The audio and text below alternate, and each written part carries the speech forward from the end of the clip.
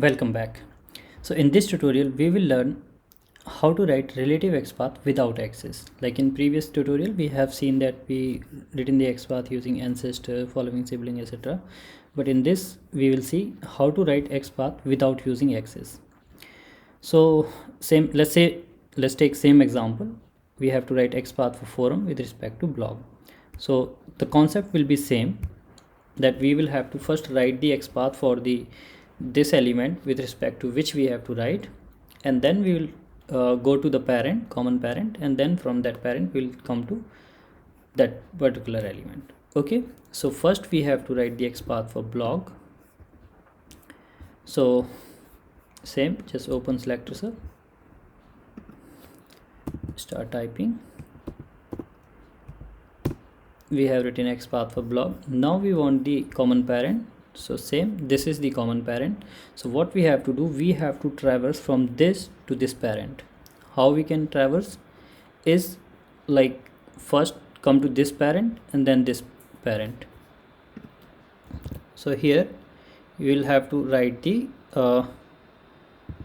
like this li. So we came to li, this which is the parent of this element, and then we need the ul,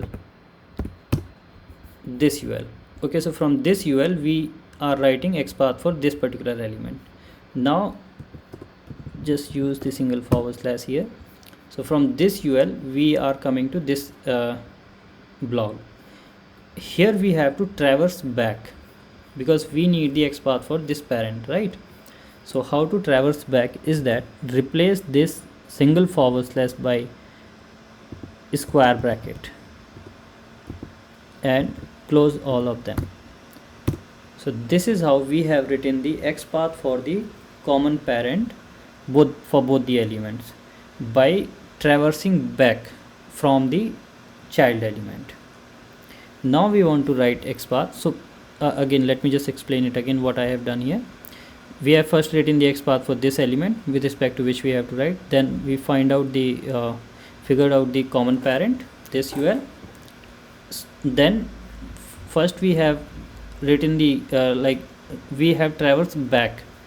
So for this element, first we went to this element, then this, and then we replace single forward slash by square bracket and closes them.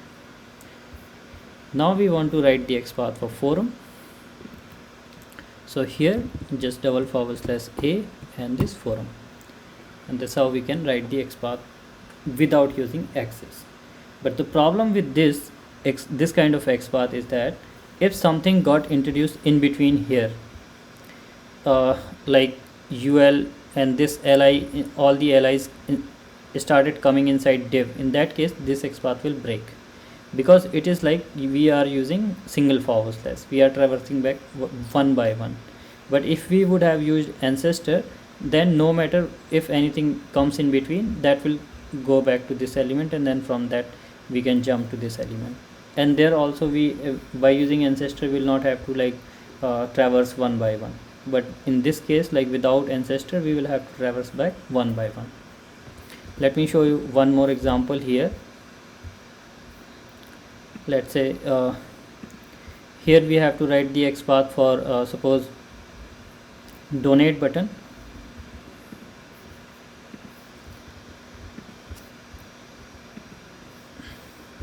Or let's say we have to write XPath for events with respect to home. So we have need to write the XPath for events with respect to home. So first we will write the XPath for home, then we will try to find out the common parent. So we have written XPath for home. The common parent is again this ul. So first go back to this li from this, and here we will have to use single forward slash only to go back one by one, only we can go, and then ul. So ul. Now replace all the forward slash, single forward slash by square bracket and close them. We have written common parent, and then inspect the events, and here you can start right. And don't worry about this, the auto suggest you will get always for the currently inspected element. Okay, so yes, so this is how we can write the XPath without using axis, relative XPath without using axis. There is another one more concept is also there, like let's say, I'll show you. Suppose for any element we want to write the XPath, and we are trying to write the XPath, but we are not able to make it unique. For an example, let's take this example. So how can we write the XPath relative to a parent in other way, like this XPath here, write XPath for this element, and you see that none of the attributes here is showing unique. Let's say here you see each and every attribute and everything is showing more than one matching node here, right? Even not placeholder is single. So there are 5 elements. What to do now? We will go back to any parent here, this one, and we will always avoid using indexes. We'll show one example with indexes as well.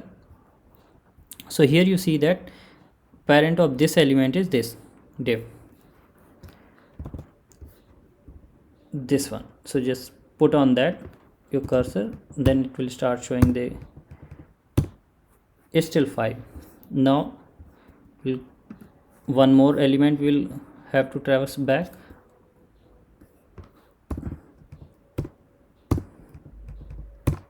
It's still 5. Then one more like this. Okay, so this is how it is showing one matching node. Now what we can do, we can just remove all the in between parents and directly connect this child input to this parent which is unique, like this, and we can make the relative XPath. So this is basically an XPath which we are connecting to a parent which is unique, to make the XPath for that particular element unique. So we have to write the unique XPath for this element. In this case, what we have done, we have connected this child element to such parent which is unique, and this kind of XPath by default selector sub gives. So you need not to worry about that. You just turn it on. If you've ever found faced difficulty, you can anytime you can turn this on and you inspect that element. Selector sub will give you the XPath, unique XPath for any element, for every element, like whichever you will inspect, it will give you. And then you can write your own and see like, okay, what's happening, what's not happening. Okay, and learn from that. So yeah, this is how you can write your own XPath without using axis, using axis. Both we have learned. And the third one, relative to any parent, unique parent. In next tutorial, we will learn some different concept which is really good to learn, like learn XPath for SVG elements. Okay, thank you.